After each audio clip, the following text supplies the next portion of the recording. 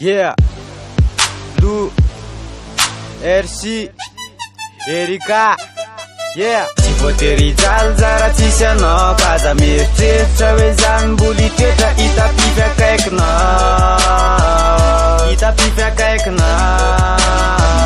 kaza vitako adino zay vitako avalony kaza vitako adino kaza vitako adino zay vitako avalony kaza vitako adino Dikutsapandesainao fa zatsy mivakilo de zao enao vao misisika tena tsy mahay fandrasilo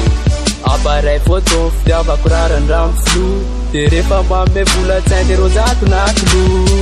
raha nanataka amposiko ny atao de mandofy sady le pozinao konge mampitsoka fotranisy toetra tsy manjary tsy laiko fa manimba sambarane de le konkisaka so de manenina leonetsika amy farane voatery jalzara tsisy anao kaza mieritreritra hoe zany mboly toetra itapifiakaikina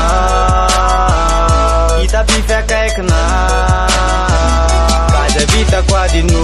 zay vitako avalony kaza vitako adino kaza vitako adino zay vitako avalony kaza vitako adino Fany amitsika roa maiky tengamba okisay za vehivavinao lehilahy tsy tovy mandrakisay pindrana lofa tsy tompony rehefa zako manianatra fotsiny hoeny toetra an'izay tiako zao tokony asaraka hatrany amy fotony marina lofa tena tiako ianao le tamireny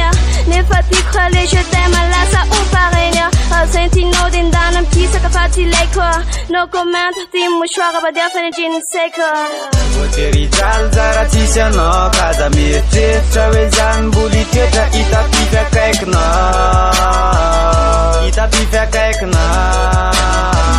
kaza vitako adino zay vitako avalony kaza vitako adino kaza vitako adino zay vitako avalony kaza vitako adino efa leo ny fikanao za efa leo ny ditranao za ka ny tsaratsara ngamba de aleo miady fa tsy anao ny ampiasa saina lavo zao ka ny foko sy ny tena kindranao tsy aro mijaly adinurany amiko efa lasan'olo kafe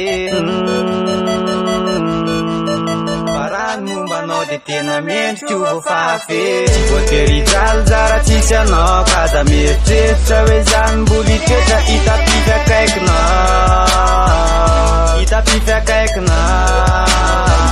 kaza vitako adino zay vitako avalony kaza vitako adino